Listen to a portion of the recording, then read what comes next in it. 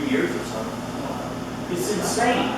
But I get off topic a little bit, but I want to throw this out, is that, you know, these companies have been doing this, they've been taking care of it. What they charge the government at this point in time, if my granny is sick, I don't care, take care of granny. We'll settle out with you guys later. And the government, if they profiteer from this, you know they'll come out. It may take 5 years, it may take 10 years. We've been around long enough to know it takes a while. But eventually stuff comes out. Trust the companies. I don't want to lose the ability to have children. This is the CDC. Simply say, the CDC recommends it if you're pregnant. It's not should you, because the two American Gynecological Associations already support it. CDC says, get it. It's important to you to protect you and your child. And that's the kicker with somebody that's already pregnant. Protect both of them. I don't want to be told what to do with my body. This is the hardest one, because it's an issue that Americans strongly stand by the rights to make their own decisions. And this is where you preachers can help out big time, and perhaps the rest of you. The golden rule. You don't want it for you, but do you want to be responsible for your child getting sick? Do you want to be responsible for your neighbor getting sick? Do you want to be responsible? Would you like them to make you sick? Now, this is strictly from me, but I really got this out of this. It's a golden rule situation. It's a do unto others as you have them do unto you. And so, that's the only fallback I can come up with. Now, you guys, y'all deal with this daily, you know, on a personal level, you may have a better one. But if you don't, try that one.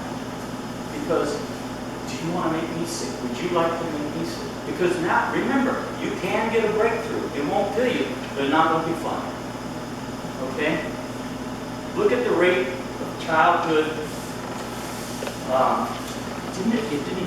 Did it print the graph on childhood? Oh yeah, it did. Just look at the growth of childhood infections. They're getting infected at a much higher rate than the original alpha variety. So, that's what I would use on that one. Can't recall about the body. They say these have been rushed through without enough research. This research is over 20 years old. And in fact, the fact that it is over 20 years old is why they were able to modify it so quick, because they had been experimenting with different RNAs on different viruses of a similar nature as they emerged. This is not new technology. This is new. This is a new application of something they've worked on literally for years.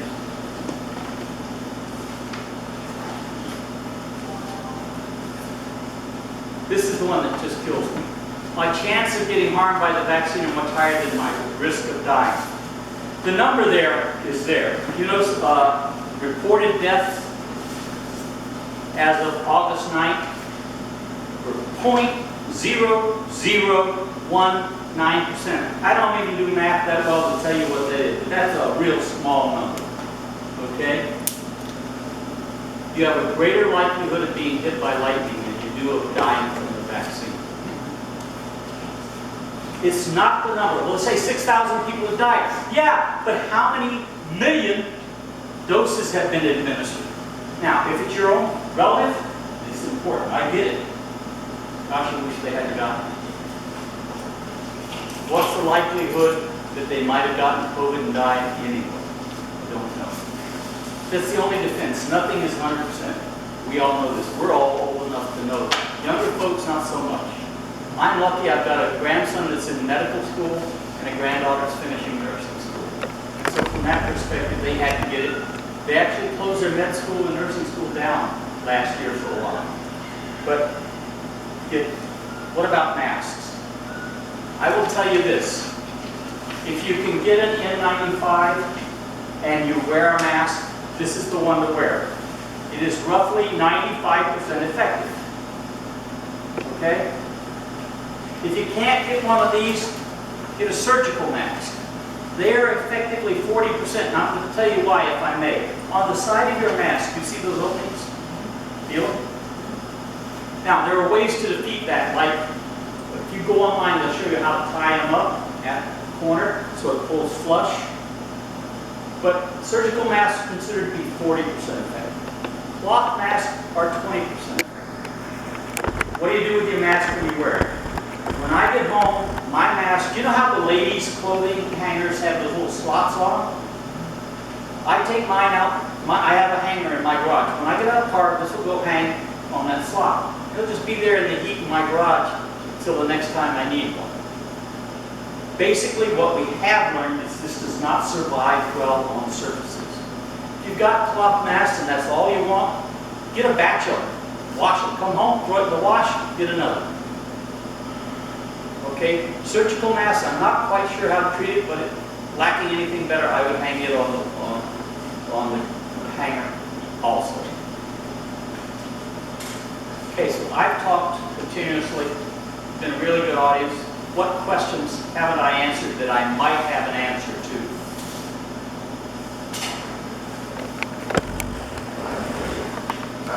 I work for the San Diego School District. Yes. And they're about to start end of this month.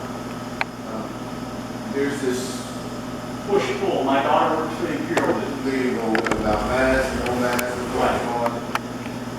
My concern is, because the children are now getting the virus, how at risk am I? You are at risk. If you're not wearing a mask, you're missing. I mask all the time. 100%. 100%. Here's a couple things. Carry this back. First of all, this is a state mandate. No school board may legally, and wait a minute, warning, I am not an attorney, and I cannot give legal advice.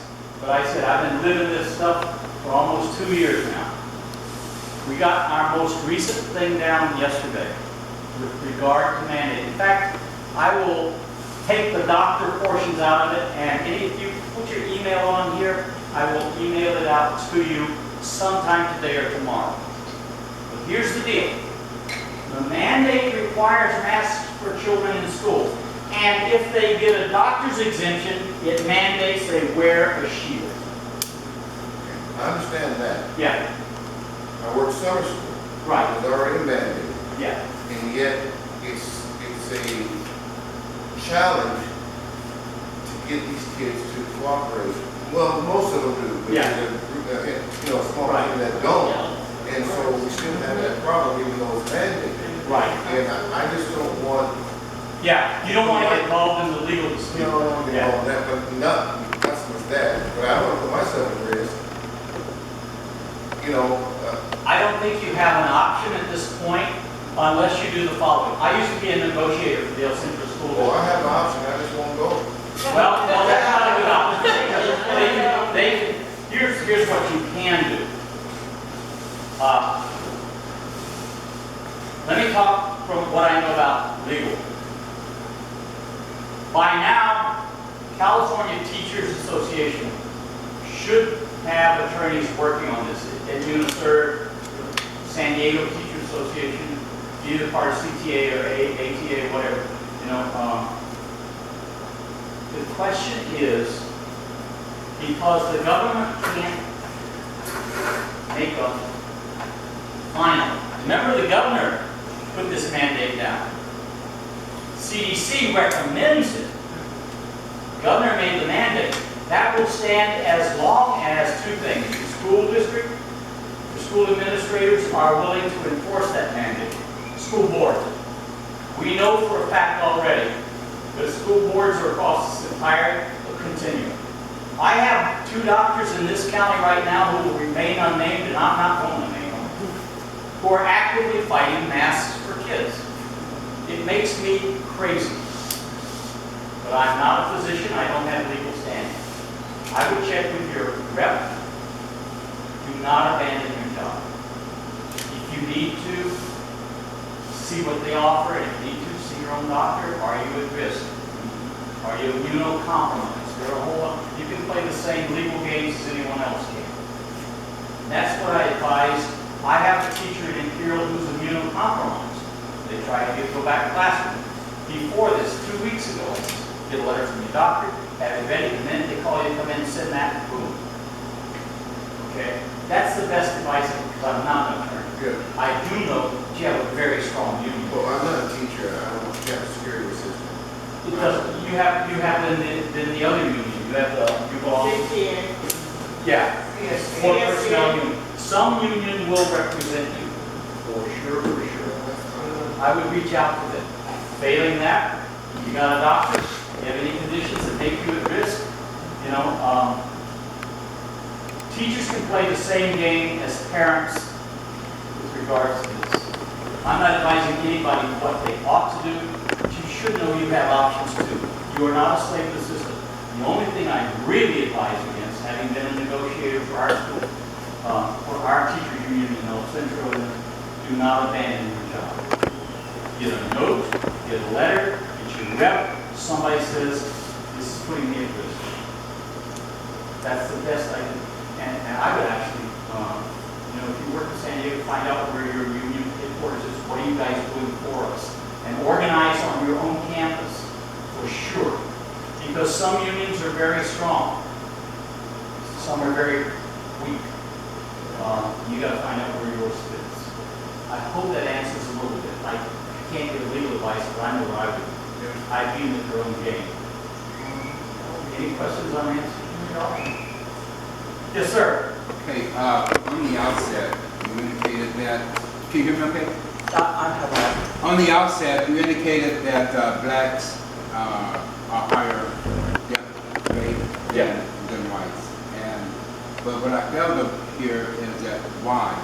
And the reason why is not the hesitancy. No, it's the social determinants, all of those things. But it's exactly, okay? So that's the reason why that blacks suffer. That's why they suffer more mortality because of the existing comorbidities. Exactly. Which is even why it's much more important that the black community that has these social determinants get this. Right. Because other folks, Right, I want to underscore that. Oh yeah, absolutely, And absolutely. Yeah, and also the reason why you have a hesitancy rate so far is because COVID-19 has become a cultural issue and a political issue, okay? Oh, yeah. As opposed to a health issue. Right. So that's where we're at right I was now. presumptive in assuming the black community as a whole does not see it politically.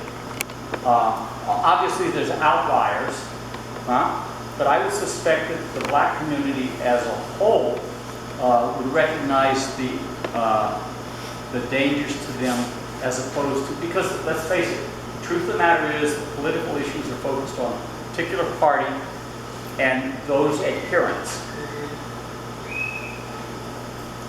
The man, you know, Stalin said something. He says, give me people as children, I'll own them as adults. The propaganda, you tell a lie repeatedly, you tell a lie repeatedly, you tell a lie repeatedly, it becomes truth. And it's actually a psychological term used in critical thinking skills where someone who tells that lie enough believes it to be true. And that's where we're at. I deal with it in my VFW group. Take my word for it. I mean, we sat down at breakfast the other day, and this brother of mine from Vietnam, we're both decorated combat vets. We didn't just go, we were there. And he says, well, I'll sit by my Democratic friend. I said, well, by gosh, I'm not sure I want to probably go ahead and sit down, you know? So, with having said that, this disease, I have never, and this is a great one that throws out. Have you ever seen a political party on a patient's chart? Does COVID have a variant that says Republican and a variant that says Democrat? There is no answer. And those that have repeated the big lie to themselves, you know, we know that there's this big portion. I mean, this county, with the exception of the black community, has a really high vaccination rate. We are up there compared to multiple other.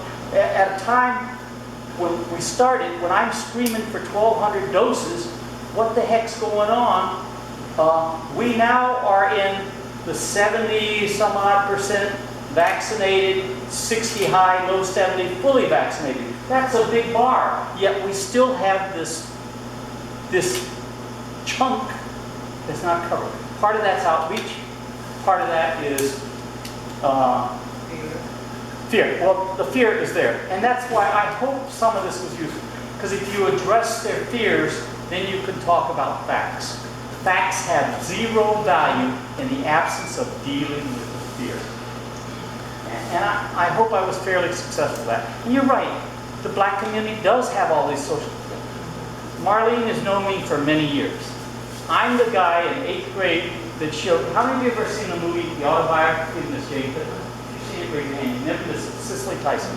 1, 2, okay, 3, 4. For those of you that haven't, watch it. I'm the guy that every year said, I don't care what the administration thinks. This movie is of value for my students. Was it perfect? No.